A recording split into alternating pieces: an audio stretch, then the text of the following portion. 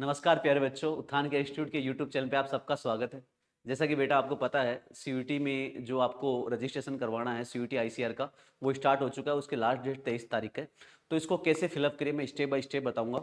5 से 7 मिनट का ये वीडियो होगा। बहुत ही शानदार तरीके से आपको पता चल जाएगा किस प्रकार से आपको रजिस्ट्रेशन करवाना है। बेटा किसी प्रकार की कोई गलती नहीं करनी, बहुत ईजी प्रोसेस है। पहली बात तो बिल्कुल सिंपल प्रोसेस है। 6 स्टेप में ये प्रोसेस कंप्लीट हो जाएगी और आपका रजिस्ट्रेशन कंप्लीट हो जाएगा। बेटा सबसे पहले तो आप जब साइट पे जाओगे बेटा, तो सबसे पहले आपको यहाँ जैसे साइट को ओपन करोगे, जो सीयूटी और आईसीआर की साइट है उसको ओपन करोगे, तो सबसे पहले आपको यहाँ एप्लीकेशन लॉगिन करनी है। तो फर्स्ट नंबर पे आपको यहाँ एप्लीकेशन लॉगिन पे जाना है और इसको क्लिक करना है।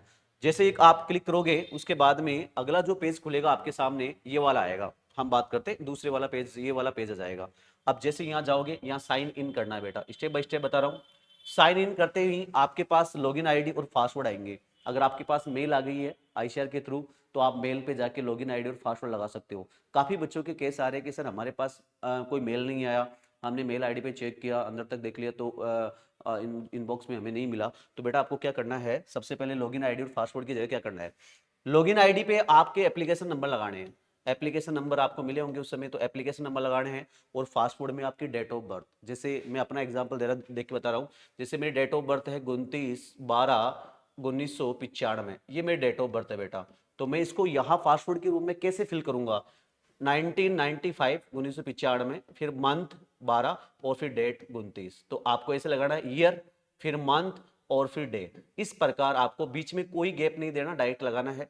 और आपके जो मेल नहीं आई तो आप ये ऐसे अप्लाई कर सकते हो और फिर यहाँ से आपको सबमिट करना है। तो अगर आपके पास लॉगिन आईडी और पासवर्ड है, मेल के थ्रू आ चुके हैं, तो बहुत अच्छी बात है, आप डायरेक्ट लगाओ। अगर किसी बच्चे के पास नहीं आए तो घबराना नहीं है। आपको क्या करना है, एप्लीकेशन नंबर लगाना है। यहाँ एप्लीकेशन नंबर आपके पास होंगे, फॉर्म में आपने अप्लाई किया था उस समय के। और बाकी आपको मैंने बता दिया कि आपकी डेट ऑफ बर्थ है, पहले ईयर लगाओ, जैसे 1995 हो गया, फिर मंथ लगा दो 12 हो गया, फिर 29 डेट ऑफ बर्थ हो गई। तो इस प्रकार आपको ये सबमिट करना है। जैसे आप सबमिट करोगे, अगला पेज आपके सामने बेटा ये ओपन हो जाएगा इस प्रकार का। यहाँ आपको तीन चीजें दिखेगी, ये वाला अभी पेमेंट वाला नहीं दिखेगा, फर्स्ट सेकेंड एंड थर्ड। तो आपको क्या करना है, रजिस्ट्रेशन एंड सीट जो हम बात करते हैं अलॉट का है, तो ये रजिस्ट्रेशन वाले को क्लिक करना है। जैसे ही आप क्लिक करोगे तो नीचे एडिट एंड व्यू आएगा, इसको क्लिक करना है। और आपके पास में 6 स्टेप में 1 2 3 4 5 6 स्टेप में आपको ये फॉर्म फिलअप करना है। बहुत इजी प्रोसेस, जैसे मैं बता रहा हूँ वैसे वैसे क्लिक करना है, एक्स्ट्रा कुछ नहीं करना बेटा। जैसे ही फर्स्ट नंबर पे आपको देखो अपलोड, सबसे पहले आएगा अपलोड फोटो एंड सिग्नेचर। उसके बाद में इसे ऊपर एक और है, सबसे पहले एप्लीकेशन का आएगा बेटा, एप्लीकेशन डिटेल पूछेगा। तो एप्लीकेशन डिटेल के आते ही आप लोग एप्लीकेशन डिटेल डालनी है। उसके बाद में फोटो अपलोड करनी है, सिग्नेचर अपलोड करना है, स्टेप बाय स्टेप दे रखा है। उसके बाद में एजुकेशन डिटेल डालनी है, आपकी 10th 12th वाली, क्लास 12th के सब्जेक्ट मार्क्स डालने हैं, फिर सीयूटी मार्क्स डालने हैं, फिर डॉक्यूमेंट्स डिटेल डालनी है, और फिर लास्ट में इसको कंफर्म करना है। ये 5 स्टेप, 6 7 स्टेप भी कंप्लीट होगा। तो आप एक एक को स्टार्ट करते हैं। सबसे पहले आप जो करोगे इसको क्लिक, तो सबसे पहले एप्लीकेशन जो डिटेल है उसको अप्लाई करना है। जैसे candidate name, father name, mother name, categories, जो भी आपकी कैटेगरी कैटेगरी ध्यान रखना बड़ा चेंज नहीं होगी। आप इस प्रकार जो भी है, आपको दो जगह दिक्कत आएगी मेरे हिसाब से, वो बता देता हूँ। सबसे पहले तो हम बात करते हैं आर यू कश्मीर माइग्रेशन, तो आप कश्मीर से माइग्रेट हुए हो को, तो जनरली बच्चे राजस्थान के जो बच्चे हैं वो देख रहे होंगे इसको, तो वहाँ नो करना है बेटा, जैसा कि यहाँ इस फॉर्म में है तो नो।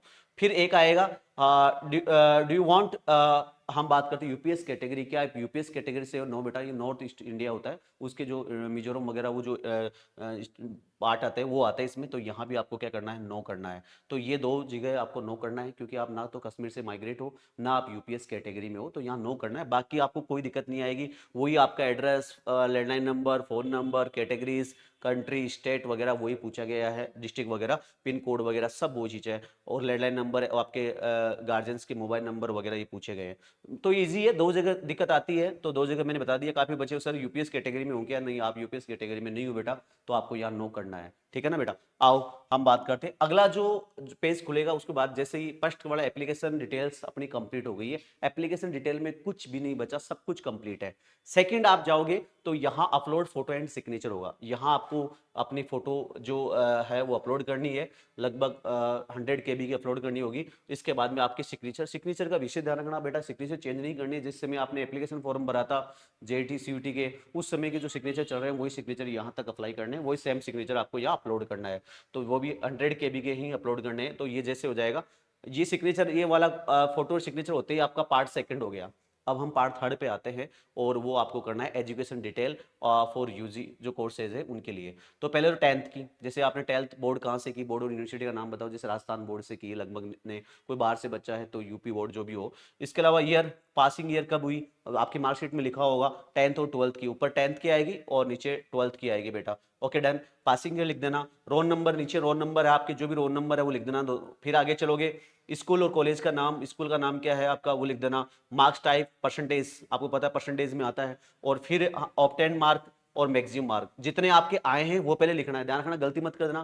पहले कितने आए हैं, जैसे माना कि आपको 300 या 100 में से कितने आए, 100 में से आते रहा राजस्थान में, तो 100 में से कितने आए तो वो डालना है। यहाँ भी 100 में से कितने आए, जैसे 87 आ गए, मैक्सिमम कितने हो गए, 100 हो गए, तो फिर आपकी परसेंटेज अपने आप यहाँ आ जाएगी, टोटल परसेंटेज आ जाएगी बेटा।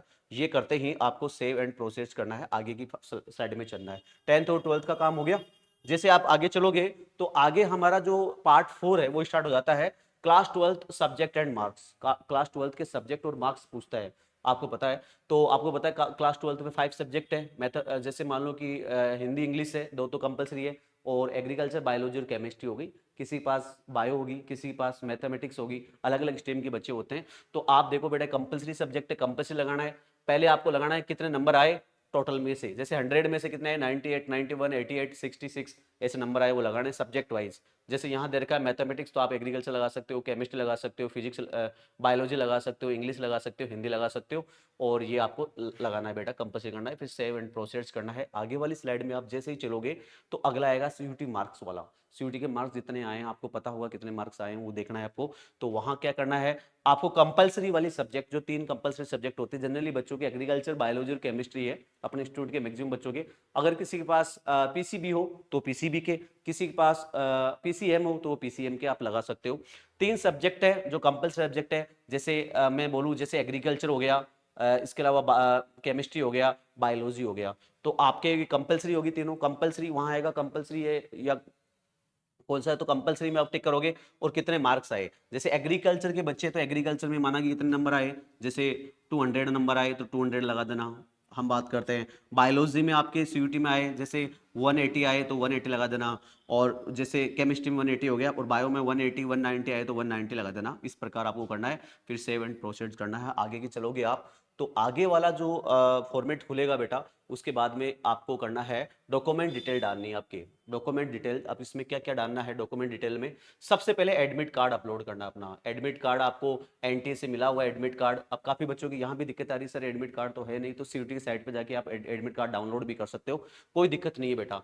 आपको एडमिट कार्ड, अब कुछ बच्चों के एडमिट कार्ड एक थे, किसी के दो थे, तो दोनों को एक साथ आप फोटो लेके स्कैन करके एडमिट कार्ड को यहाँ आप सबमिट करना है बेटा। ये यहाँ देखो, ओरिजिनल जो आपका एडमिट कार्ड है उसको अपलोड करना है, ठीक है ना। एडमिट कार्ड दो थे आपके, जैसे किसी बच्चे की एग्रीकल्चर की अलग एग्जाम लगी थी, बायो केमिस्ट्री की एक साथ लगी थी, दो एडमिट कार्ड दोनों यहाँ अपलोड करने हैं। किसी बच्चे के एडमिट कार्ड अपलोड नहीं हुआ या हो गया तो बेटा उस सीटिंग साइड से अपलोड हो जाए, कोई दिक्कत नहीं है, यहाँ डाल देना है आपको। जैसे आप अपलोड करोगे उसके बाद में, जैसे ही अपलोड करोगे अपलोड हो जाएगा, उसके बाद में डेट ऑफ बर्थ का प्रूफ आपको, जैसे सेकेंडरी 10th की मार्कशीट वगैरह, जो डेट ऑफ बर्थ जिसमें है वो यहाँ अपलोड करना है। अपलोड होने के बाद थर्ड जो प्रोसेस आएगा बेटा, आपका कास्ट सर्टिफिकेट। आप ईडब्ल्यूएस में हो, आप ओबीसी में हो, आप एससी एसटी हो या यूपीएस कैटेगरी हो, वो आपको जो भी आपका कास्ट सर्टिफिकेट है वो यहाँ अपलोड करना है। कास्ट सर्टिफिकेट के बारे में बताता हूँ बेटा, जो आपका कास्ट सर्टिफिकेट है वो हम बात करते हैं जनरल का तो कोई जरूरी नहीं है, EWS, OBC, OBC, SC, ST, हम बात करते हैं ये जो कैटेगरिया है, इनके कास्ट सर्टिफिकेट का ध्यान रखना। इनके तो थोड़े पुराने भी चल जाएंगे, कोई दिक्कत नहीं है, एससी एसटी में दिक्कत नहीं आती, ओबीसी के 1-2 साल पुराना चल जाएगा, लेकिन ईडब्ल्यूएस का ध्यान रखना बेटा, 1 अप्रैल 2024 के बाद का चलेगा। 1 अप्रैल 2024 के बाद का अगर आपके पास कास्ट सर्टिफिकेट है तो वो अपलोड कर देना। हम बात करते हैं बाकी, आप जो सेंटर लेवल का भी देखना, सेंटर का चाहिए, स्टेट का मत लगाना, सेंटर का चाहिएगा। ओबीसी वाले कुछ बच्चे जिनका थोड़ा बहुत पुराना 1-2 साल, तो बेटा कोई दिक्कत नहीं है, लेकिन आप जल्दी ही बना लो, है ना। एससी एसटी में कोई दिक्कत नहीं है आप, लेकिन फिर भी लेटेस्ट अगर रहता है तो बहुत अच्छा रहता है, क्योंकि समस्या नहीं आते आगे। तो आप अभी तक डॉक्यूमेंट सबमिट होंगे कॉलेज में, उससे पहले तक आप बना लेना बेटा, ठीक है। आगे चलोगे उसके बाद में आपके 10th और 12th के एक साथ आपको जो है मार्कशीट वगैरह अपलोड करनी है, मार्कशीट जो भी आपकी होगी दोनों एक साथ स्कैन करके आप अपलोड करना 10th और 12th की। फिर डोमिसाइल सर्टिफिकेट आप जानते हो, मूल निवास जिसको बोलते हैं, वो यहाँ अपलोड करना है। देखो बेटा यहाँ मार्कशीट नंबर भी दे रखे हैं, जैसे कैसे एडमिट कार्ड जो आपका होगा उसके नंबर ऊपर नंबर आएंगे, वो नंबर यहाँ अप्लाई करने ओरिजिनल ऊपर आते हैं हमेशा। जैसे 12th की मार्कशीट आ गई, 10th और 12th की मार्कशीट के ऊपर क्रमांक नंबर आते हैं, क्रमांक नंबर सीरियल नंबर आते हैं, वो सीरियल नंबर इनमें यहाँ अपलोड करने हैं। सब में आ जाएंगे, बस एक करेक्टर सर्टिफिकेट में नहीं मिलेंगे वो, तो कोई बात नहीं, टीसी वाले डाल देना, कोई दिक्कत नहीं है, तो वो डाल देना। बाकी इसमें सब में ऊपर है ना मार्कशीट या सर्टिफिकेट नंबर आते हैं, हमेशा आप देख लेना ऊपर ऊपर क्रमांक में सर्टिफिकेट नंबर मिल जाएंगे आपको, या तो मार्कशीट नंबर या सर्टिफिकेट नंबर नाम से आएगा, तो वो डालने हैं। ट्रांसफर सर्टिफिकेट, टीसी आपकी स्कूल जो स्कूल है कॉलेज में है, जैसे मान लो ज्यादातर बच्चे से 2024 में पास आउट हुई तो स्कूल से टीसी और सीसी मिलती है आपको, तो वहां से कुछ बच्चे ऐसे होते हैं लॉन्ग ईयर के जिन्होंने कहीं ना कहीं कॉलेज में भी एडमिशन ले लिया था, तो वहां से बेटा कटवा के आप टीसी और सीसी यहाँ अपलोड करवाना ओरिजिनल। ध्यान रखना ये सारे डॉक्यूमेंट्स ओरिजिनल सबमिट होंगे, टाइप लिख रखा है ओरिजिनल, तो ओरिजिनली फोटोकॉपी नहीं करना बेटा। तो डोमिसाइल सर्टिफिकेट बता दिया, टीसी बता दी मैंने, सीसी। फिर हम बात करते हैं, फिर आता है कॉपी ऑफ बैंक पासबुक, हम बात करते हैं पासपोर्ट जो भी है जैसे कौन है, जैसे आधार कार्ड है, पैन कार्ड है, हम बात करते हैं ये सब। तो जनरली आप आधार कार्ड यहाँ अपलोड कर सकते हो, और उसके भी जो सर्टिफिकेट नंबर ऊपर के वो यहाँ डाल देना बेटा, फिर अपलोड कर देना ये सारी चीजें। और उसके बाद में हम बात करते हैं सारी चीजें होगी, तो इस प्रकार आपको सारी डिटेल डालनी है। तो एडमिट कार्ड, क्या क्या डॉक्यूमेंट जरूरी होंगे बता देता हूँ, डॉक्यूमेंट्स कौन कौन से नेसेसरी है, आधार कार्ड, एडमिट कार्ड, इसके अलावा डेट ऑफ बर्थ का कोई प्रूफ, इसके अलावा आपका कास्ट सर्टिफिकेट, इसके अलावा डोमिसाइल सर्टिफिकेट, इसके अलावा 10th और 12th की मार्कशीट, टीसी और सीसी, ये सब आपको चाहिए, इसके ज्यादा और कुछ नहीं चाहिए। तो मैंने डॉक्यूमेंट्स बता दिए, कौन कौन से बच्चे पूछते हैं सर कौन कौन से ओरिजिनल डॉक्यूमेंट्स चाहिए, तो बेटा फिर मैं एक बार बता देता हूँ। एडमिट कार्ड आपका, 2 एडमिट कार्ड थे दोनों, इसके अलावा डेट ऑफ बर्थ का प्रूफ जैसे आधार कार्ड हो गया, इसके अलावा आपकी caste certificate, domicile certificate, TC, CC, ये सब चीजें आपको चाहिए, इसके अलावा ज्यादा कुछ डॉक्यूमेंट्स नहीं चाहिए बेटा। आगे चलोगे तो इसको प्रोसेस करोगे तो नेक्स्ट स्टेप जो आपके सामने आएगी, इस प्रकार का पूरा फॉर्मेट आपके सामने तैयार होकर जाएगा, जो सब्जेक्ट थी वो। अगर आप इसमें कोई करेक्शन करना चाहते हो इससे पहले कर सकते हो। फिर आपको देखना है यहाँ बेटा, एनालिसिस करना है कि मैंने कोई गलती तो नहीं कर दी। ज्यादातर बच्चों की क्या गलतियां होती है, कैटेगरी में गलती कर देते हैं, सीयूटी के मार्क्स में गलती कर देते हैं। ये 2 गलतियां जनरली बच्चों को कॉल आए कि सर मेरी कैटेगरी चेंज हो गई, तो बेटा उसका कोई ऑप्शन नहीं रहता। हम बात करते हैं सीयूटी के मार्क्स चेंज हो गए तो उसका विशेष ध्यान रखना बेटा, आपको आराम से बिल्कुल देखना है, 2-3 बार देख लेना है, और बाद में जैसे ही हो जाएगा इसके बाद में कन्फर्म सबमिट करना है, और आपका ये जो एप्लीकेशन जो आपका रजिस्ट्रेशन है वो कंफर्म हो जाएगा। और ये प्रिंट अपने पास रखना बेटा, जैसे आपने करवा लिया उसके बाद प्रिंट अपने पास रखना है, सुरक्षित रखना है। काफी बच्चों के एडमिट कार्ड ही नहीं मिल रहे, तो ये प्रिंट कार्ड कहीं मिले नहीं, ध्यान रखना बेटा, इस चीज का विशेष ध्यान रखना। तो ये आपको करना है। तो मैंने सारी स्टेप बाय स्टेप बता दी। आप बेटा इसमें बहुत इजी प्रोसेस था, कोई टफ प्रोसेस नहीं था, टोटल 6 स्टेप में आपको करना है। कौन कौन से डॉक्यूमेंट चाहिए, आधार कार्ड, सॉरी क्या बोलते हैं, आपके पास अगर एडमिट कार्ड नहीं है तो क्या करना है, इसके अलावा आपके पास मेल नहीं आई तो क्या करना है, वो सब चीजें मैंने यहाँ समझा दी है। इसी के साथ बेटा ये 5 to 6 स्टेप में ये प्रोसेस कंप्लीट हो जाता है। बहुत शानदार तरीके से, आप कतई लोड नहीं लेना, बिल्कुल इजी तरीका है, इजी तरीके में आप इसको सबमिट कर सकते हो।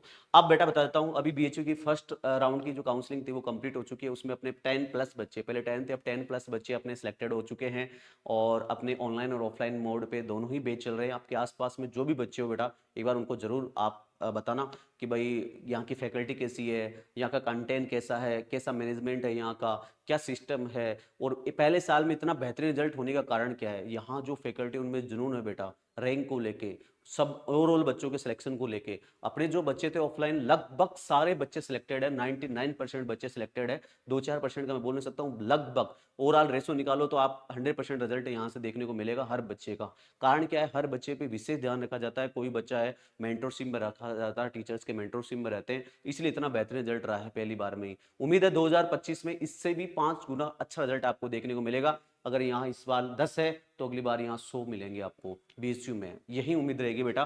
तो आप देख सकते हो बेस्ट सिलेक्शन के लिए बेमिसाल विकल्प है, काफी बच्चे हैं, अपने 10+ बच्चे सिलेक्टेड हुए, कुछ बच्चों की यहाँ फोटो भी लगा रखी है। नया बैच अपना आज से स्टार्ट होना था 21 अगस्त से, लेकिन आज भारत बंद के कारण वो कल से वो बैच स्टार्ट होगा बेटा, 22 अगस्त से अपना नया बैच स्टार्ट है। और जो ऑफर चल रहे थे ऑनलाइन, जो एप्लीकेशन से ऑनलाइन परचेज के लिए ऑफर चल रहे थे, एओ, डबल एओ, प्री पीजी, इनके लिए बताता हूँ बेटा। अपना जो सीयूटी लॉन्ग ईयर के लिए एप्लीकेशन डाउनलोड करके आप कोर्स परचेज कर सकते हो, एनिमल वाला, प्री पीजी, एओ, डबल एओ और एग्रीकल्चर सुपरवाइजर, इनके लिए जो ऑफर था 15 से 20 अगस्त था, उसको बढ़ाकर 25 अगस्त कर दिया गया बेटा।